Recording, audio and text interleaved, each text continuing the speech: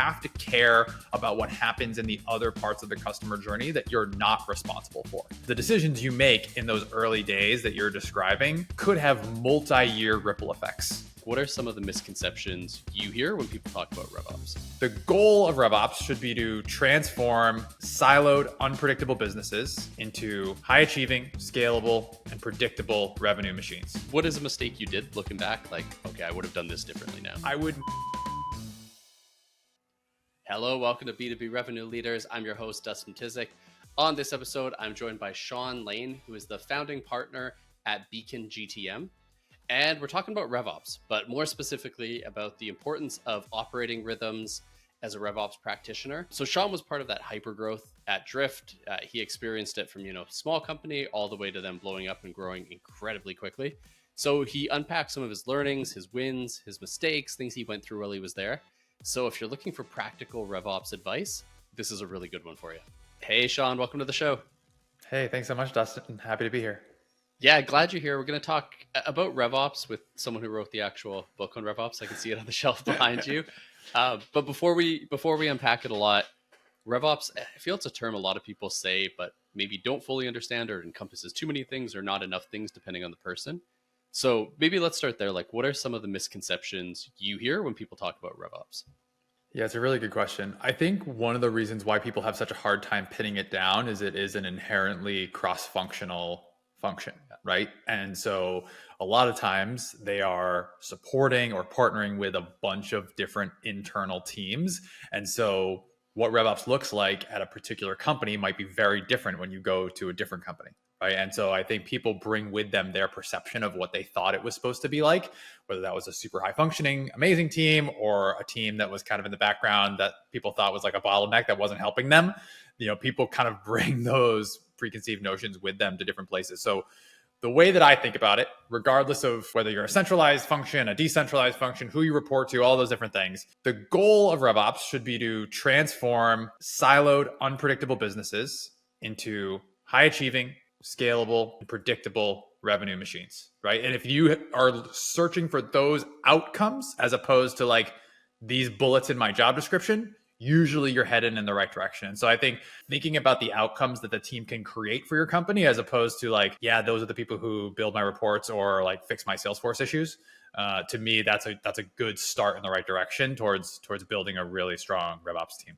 Yeah, I think the scalable piece is key there too, because I've been at companies where maybe we brought in RevOps too late, and then they have to scale the hot mess that me and other non-operations people have made. That it worked, when you're 20-person company, but then when you're a 100-person, 200-person company, it falls apart. So how do you think through, like, when should RevOps be brought in? The worst part about the scenario you just described is a lot of times people have to completely tear down anything that's in place and rebuild from scratch. And so I think a big benefit to getting ops in early is you get kind of the right foundations in place, because the decisions you make in those early days that you're describing could have multi-year ripple effects for the positive or the negative, depending on the thought that's put into them, right? And so to answer your question, I think that once you have made the transition away from founder-led sales, you have some sort of repeatable sales process, and a prerequisite to that is kind of having product market fit. Then you're ready for RevOps, right? If your founder's still the primary seller and you're kind of, feeling through the darkness of finding product market fit, you probably don't need it just yet. But once you have some sort of repeatable sales motion, it's time to bring that person in. And I think those very early ops folks, even if they're just a team of one, they can start to look around corners for what are the things that we want to instrument? What are the things just that we want to count in our funnel, so that when people start to have these questions, we're being thoughtful and we're looking around corners about what the organization's needs will be 3, 6, 9, 12 months from now. And they can also start to kind of instill this more operational thinking within the organization. I think CEOs, early revenue leaders don't necessarily realize how much they can dictate what the culture of the organization will be in those early days, right? And so I think it's important that they set the tone that like, hey, we're actually truly going to be a data-driven organization. And our investment in ops is the way to prove that, right? Everybody, if you go on people's websites and you're looking at career pages, like everybody says they're a data-driven organization, but it's when you get under the hood, you can actually tell whether people are or not. And I think that early investment in getting somebody in there who can be forward thinking is a really great way to prove that. Yeah, I think so. The forward thinking piece. Also, I know you talk about like having a certain mindset and thinking through RevOps. And I think where people, and I've got hung up in the past really is, okay, I'm ready to make a RevOps hire. I'm at a stage. Do I get a marketing ops person? Do I get a sales ops person? Do I try to find that unicorn who can do it all, which I haven't had much luck doing personally. Yeah, So curious how you think through that. Like, is it more finding the person with the right mindset, or do you start with marketing or sales depending on, which motion really leads your go to market? I think certainly if your company is more of a product led motion or an inbound machine or an outbound motion, like that might change your profile a little bit. But more than anything, the mindset stuff you're talking about to me is the most important for like how you're going to approach it. So the ways I think about that is as you're coming into the business, first of all, what's the charter of the role that you're putting in place? What is the purpose of why this team exists? And so I think if you kind of have this North Star, then that helps line up the roadmap of what you want these people to actually be doing. The other thing I think is important is they have to be an actual real go-to-market partner to all of those different functions you described. And maybe in just for the pure prioritization reasons, you say, look, for the first few months, we're really just going to focus on sales, or we're really just going to focus on marketing because our organization isn't mature enough to handle anything more than that right now. And I think that that's okay.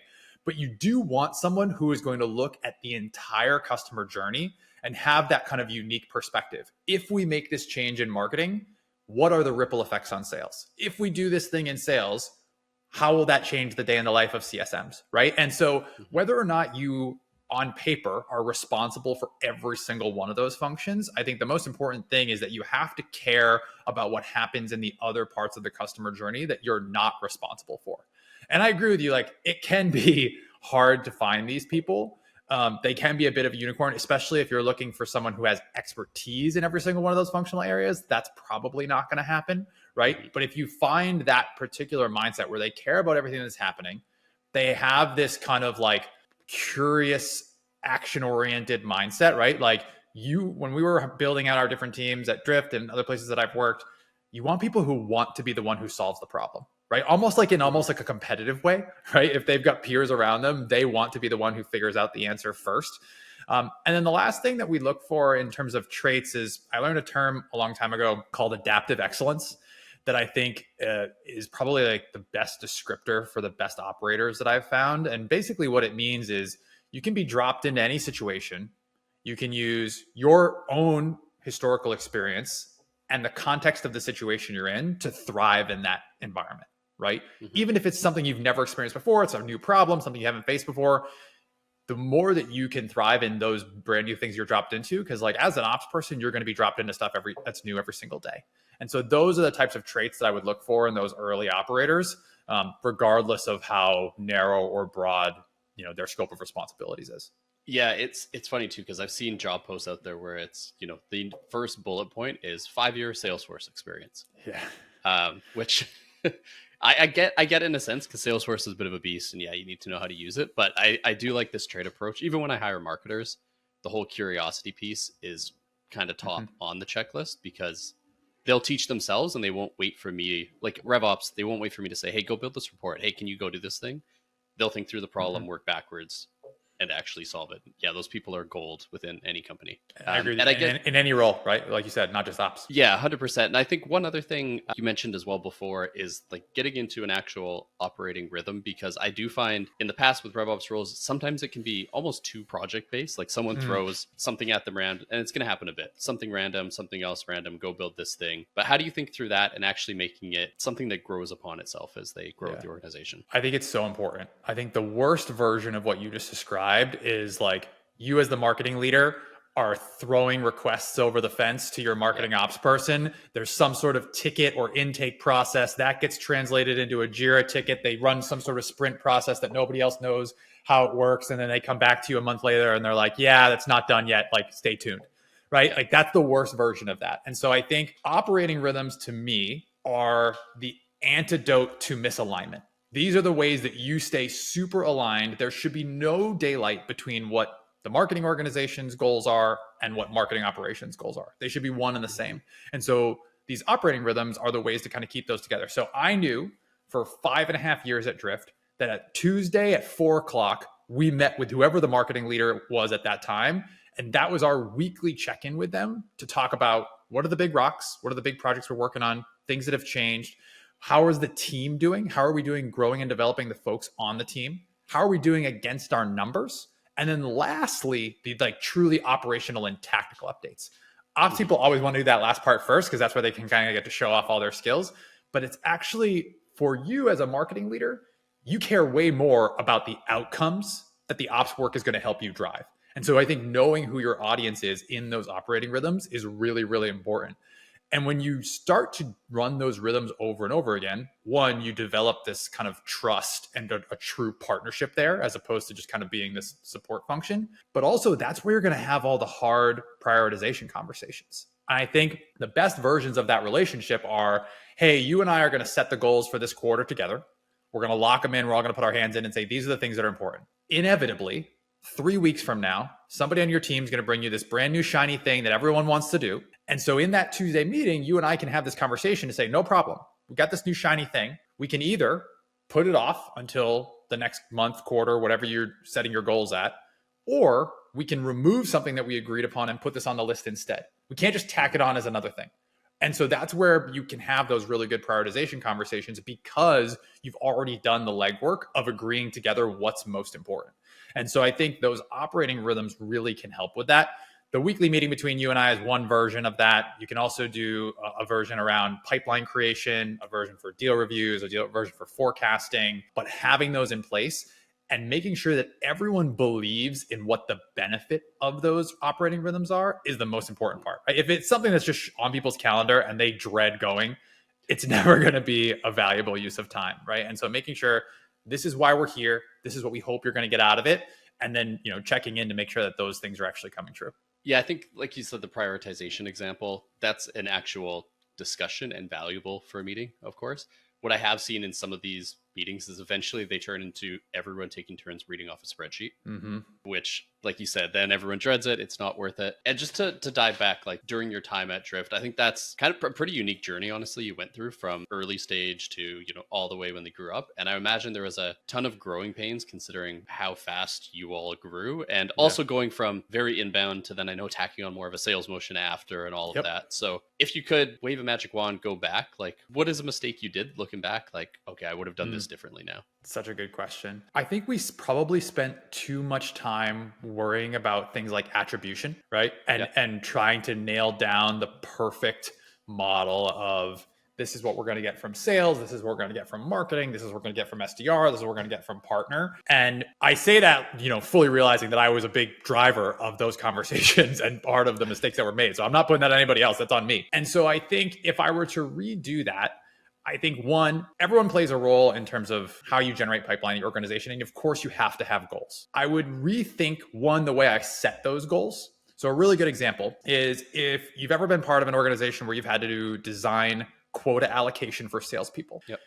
Typically you're probably going to end up with like somewhere around a 20% buffer between the quota you allocate and the company's actual goal, meaning you're going to give out more quota to the sales team than what the company's target is because there's no sales team in the world where every single rep hits 100% of their number, right? So you kind of plan for that buffer. I think a mistake that I made was not building in similar buffers into the marketing team's goals because the marketing team would have a goal that was based on the company's number. And that's what the pipeline was. And so I would hear again and again from salespeople, oh my gosh, marketing's in the green, but I'm in the red. Like, why is that the case? Yeah. And so you end up spending a ton of calories trying to resolve those discrepancies as opposed to just kind of shifting the target, right? And so if I could go back, I would maybe change the way I would align those goals between sales and marketing so everyone always felt as though either we're succeeding or we're not. Right. And there's no difference between one team or the other. I think you can bring a lot more simplicity that way. Yeah, I think I know it's just a wording thing kind of, or a labeling thing a little bit, but when we first started hearing RevOps pop up, because it is still a new-ish term, right? Like 10 years ago, you weren't really hearing it.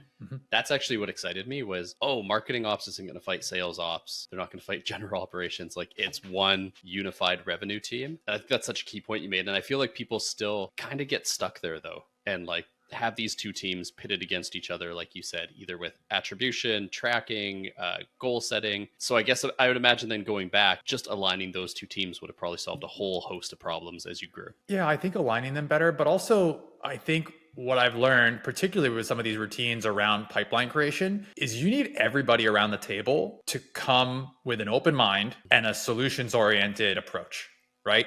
If you show up, like, I don't care how good of an ops person you are, if you show up and like the CRO and the CMO are pointing fingers at each other and they're not on the same page, like, good luck. It doesn't matter. Right? You could have the best ops team in the whole world. And so I think finding those ways, and usually what I found is the smaller the group, the better in those situations, because you can actually have real conversations about what's working, what's not, and how do we improve. And so we talk about that a lot in the book, actually, of examples of both role models that we talked to. We interviewed more than 50 different operators about how they ran their businesses and included those in the book. But we also have these confession corner tales of when things didn't go well.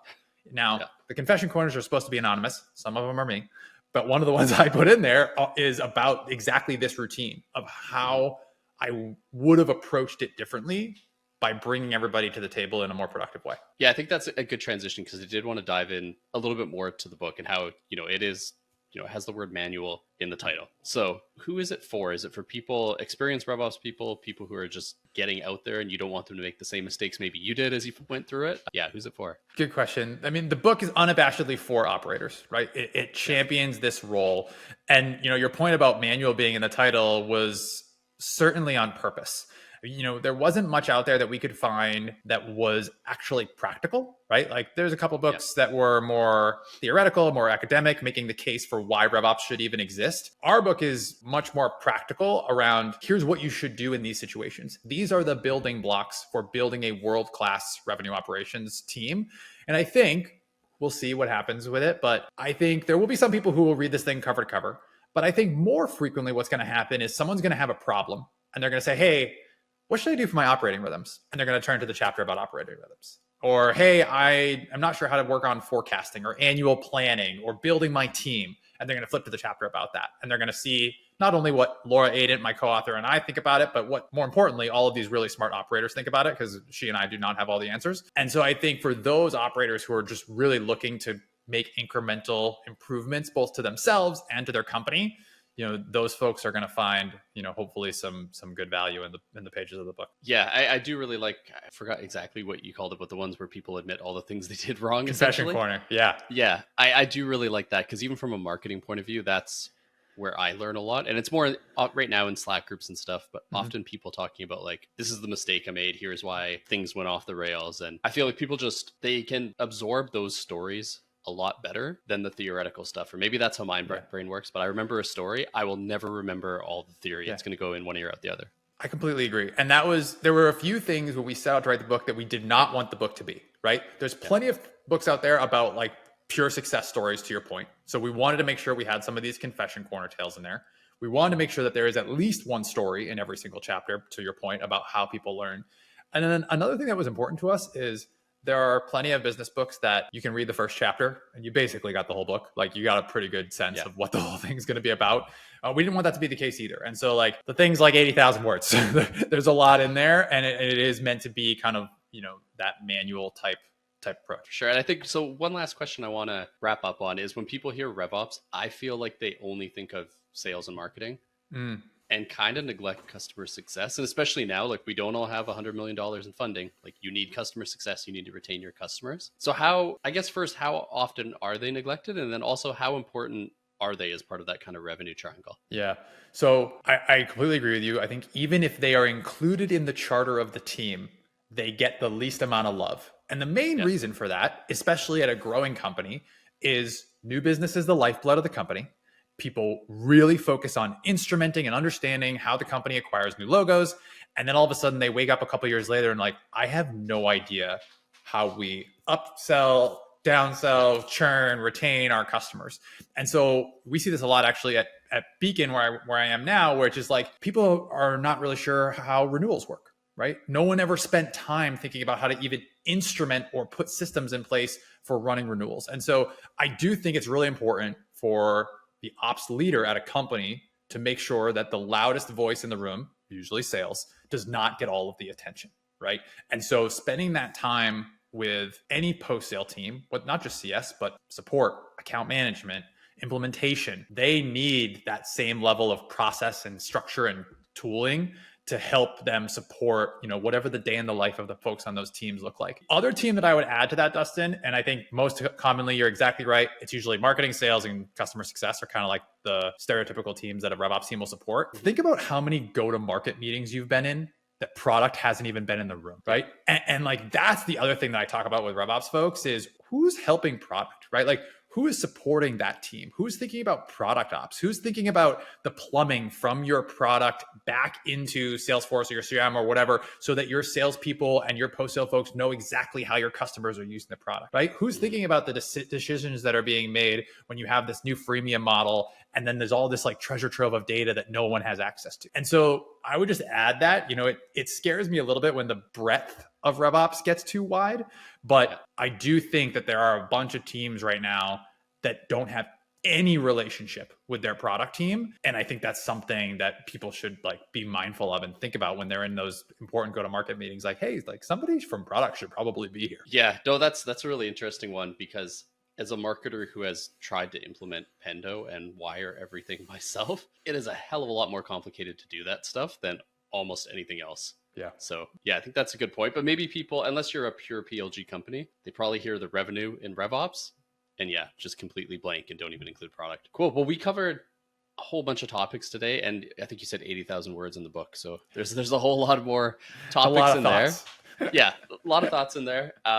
So if people do want to, read the book, reach out with you, where should they go for all that? Yeah, so you can find the book on Amazon, or really from any of your major booksellers. You can go to RevOpsManual.com to learn more about the book, and connect with me on LinkedIn. Would love to hear from anyone who listened to the episode today and anything you took away from it. Awesome. So for our listeners, I'll include those in the show notes. And Sean, thanks so much for joining me today.